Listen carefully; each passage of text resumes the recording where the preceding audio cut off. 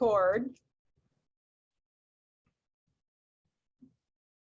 Hello, I'm Louise Stanley, and I'm going to be interviewing my dear friend, Linda MacDonald, my dear friend and painter, artist, and I'm going to ask her some questions. So say hello. Oh, hi. Yes. Okay, I'm ready for your question. Okay. When did you know you were an artist? And was it a conscious decision? And what were your early compulsions and art making? Compulsions. Okay, I like that. Well, let's see a little bit about my past and, realizing I was going to be an artist was growing up in California, mainly the Bay Area, except for 5 years in Fresno, which was actually a fun place for kids. And, I always had this sort of talent where I could draw and I could be in school and, help with people, with a mural project and things like that. But California was just so beautiful. It always inspired me. And I think it was 5th grade where I won a contest that I didn't even know I'd entered. And I got to take art classes in downtown Fresno, and they took us to like music plays, and it was really very good. But it wasn't until after high school when I went to College of Marin and started to take drawing and painting classes and art history classes that I became serious. And then I went to Europe after 2 years of college. I went to Europe for 6 months and then New York City for 6 months. So that was when I started keeping a sketchbook and, continuing with drawing and painting. What were those years that in Europe? So that was 1965 to 1966. And there were in the winter, no tourists because that was there weren't that many. And you could walk up to the Mona Lisa and just stand in front of her. Or I was at the Prado and looking at Hieronymus Bosch, the Garden of Earthly Delights, nobody around at all. So it was fabulous to be visiting museums at that time. It was really, really wonderful. And then being in New York, going to the Met and to the Guggenheim. It was really eye-opening because I'd been a suburban kid in California. And my main influence as a kid, here it is. I was going to bring that up. I have kept this your horses all through the years. So it seems like everybody had one of these books or doing landscapes and, Walter Foster, that was my beginning. It sounds funny, but it was those were important. Yeah.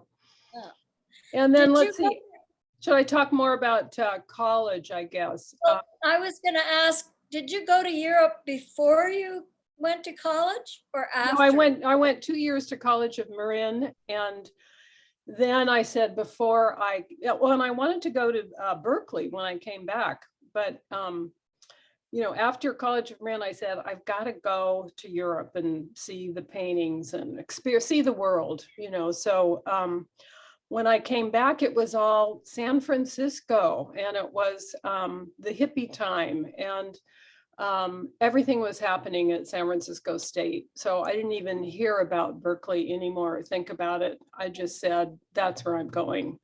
So, and being in New York, it's like I wanted to go to school, but everything cost a lot more money than California. I mean, we were very fortunate in the prices of things. It was $50 at San Francisco State for the registration fee. So that was wonderful. So anyway, San Francisco State, it was in the late 60s. Unfortunately, or fortunately, because it was sort of the beginning, there was a big a big student strike and marching, and it was the Black Student Union, and also the was it the Liberation Front, the Third World Liberation Front. So Right. you'd go to class and there weren't any classes. It was like everybody was marching, school was stopped, and you know, Timothy Leary was turn on and turn on, tune in, and drop out. And so that was really like, what do we need school for? We can't go to school. We can read our books and we can work and we can do what we want to do. So, you know, meeting my husband at San Francisco State, and there was this whole back to the land movement. So that's what we worked towards. It took us a couple of years, but it was like, yes, back to the land and find out what the origins of everything was, like how to cook, how to garden, how to weave, how to, you know, make your own everything. So we bought a very old cabin, and it had been unoccupied for 10 years. So it was in really horrible shape. No electricity, no plumbing. They had 30 leaks in the roof, but it was our home sweet home. And we lived there for 7 years in the wilderness, really, you know, porcupine. Were you making art? What was the art you were making at the time? Well, I was always drawing, and I had, at San Francisco State, I had painted. But my childhood, we had so many quilts, and we all did sewing, and we sewed our own clothes, and we embroidered and knit sweaters. So 73 was the beginning of consciousness raising for me. And I went to a group in Willits with 30 women, and we decided to break up into smaller groups. And then in these groups, I decided that I would take the life drawing group and I would be involved in the quilting group. Except the quilts, I went, oh my God, I don't know, quilts are just so, I mean, I grew up with these Ohio quilts that were beautiful, but repeated patterns, lots of white for the background, and, you know, flowers everywhere. So I thought, I have to do geometrics. I can do my own design. So I never did anything traditional. I just worked things out on graph paper. I was real big with pattern and design. And so I started making quilts, even though I had a loom. I had done spinning. Weaving was a little too slow for me. You know, I wanted something faster. And the quilts, it was this great sort of jump from the past, you know, to the future, to do your own designs and sort of shock the quilt world, because nothing had been going on except sort of, you know, tweaking traditions a little bit. So I really focused on that. And what I wanted to do was to create dimensional space, you know, really 3D things. And one of the artists that I liked a lot was the painter Al Held from New York. I don't know if you're familiar with him. Yeah. But he did these huge paintings with all these dimensions in them. And I mean, that was just an idea. But anyway, I started creating, like having big pieces of paper that I would do my drawing on, and then cut those up and use them as the patterns for the piecing. So that was through the 70s, really focusing on that. And, you know, sort of going through the back to the land thing. We even had goats for a while, and had a child, and you know, spent 7 years there in this cabin with rattlesnakes and everything else that you could imagine, wandering by, nobody else is out there in the woods on this particular road. And then at the end of the 70s, we moved into town, and it was like, whoever thought we'd have to work or have careers? It's like, oh, I guess we have to do that. So as you grow up, you go from part-time jobs to realizing you have to be a little more serious with a career and with money and, Right. commitment to life and things like that. So what, I think we're nearing the time. Is it supposed to be 20 minutes? But yeah, but we didn't start till we were about 8 minutes late, 10 minutes late. So we have a little bit more. So ask me another question. Okay, so well, I was wondering where you became a painter. How did the quilt segue into making paintings? Well, after I was doing these huge pieces that were, like 80 by 90, 90 by 100, which I really liked working large. That was great. Yeah. And one thing, you can roll them up and ship them really easily compared to painters. But I missed painting. I didn't like just buying fabric. I only bought solid colors because that was more like paint. I couldn't stand anything with flowers or prints on them. Maybe a little geometric stripe would be okay.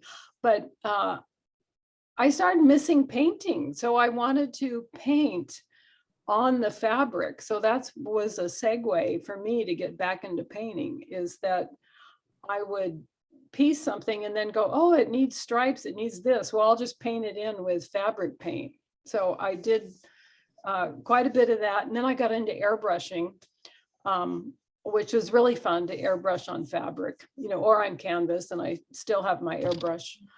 And I always liked the stitching. That was cool. And, but at a certain point, I realized that creating all these images would be a lot easier if I just painted on canvas, and I could, go smaller. And anyway, so it took me I'd say 15 years to really, or 20 years to really forget the fiber and just focus on painting, which is what I'm doing now. Yeah. But you did a lot of ecological themes? Yeah, not until later when I went to graduate school. Oh, that was after. San Francisco State, yeah. Which was good for me. And I also, taught high school, continuation high, and got my degree at Dominican. And, I did go back and get my BA in painting from San Francisco State. And yeah, my master's there eventually in the late 80s. And yeah, it was hard to commute, but I did it. So how does this thread move from your early work to what you're doing now? Is there any place which you feel completes the full circle? Well, I think in the 60s, it was real hard to know, well, what's going on in art school. There was like abstract expressionism, as you talked about, right. And, minimalism. And, I'm pretty young. And there was always this use yourself as material. I'm going, I'm not very interesting. I'm only 19, or 20. It's like, I haven't lived much. I don't know, I'm, eyes wide open kind of thing. But when I started doing my own artwork, it was all about pattern and filling up voids and, the psychedelic right. painting and, cartooning. And so I didn't really go through a phase of naturalism, or getting a canvas and painting landscapes. That was never part of it. Although, I have done some of that for sure. But, and so now when I look at my work, I always have that, love for lots of little things in there, and that horror vacui that you have to fill the space with something, even the air is alive, Right. You even there's all these things in it in your imagination. So yeah, I've always been fascinated by Yeah, lots of little things going on and filling it up. And yeah, but my thread, yeah, because I really have, accepted nature, the redwood trees, the um, environmental issues, which all came in later with right. redwood summer, and yeah, trying to stop the logging and also the spotted owl being a threatened species. So yeah, ecological issues I still deal with, and I like to use humor. Um, but I think in the beginning I didn't have much of a message. Now I feel like I've got more Right, of stories throughout everything I'm doing. yeah. Okay, is that, Yeah, I think we can end. I guess we're done. Okay, This has great. really been fun, Linda. Yes, thank you so much, Lulu, my good Yeah. friend. And we will continue our conversations for sure. Yes, we will. Okay, Okay, over and out. over and out.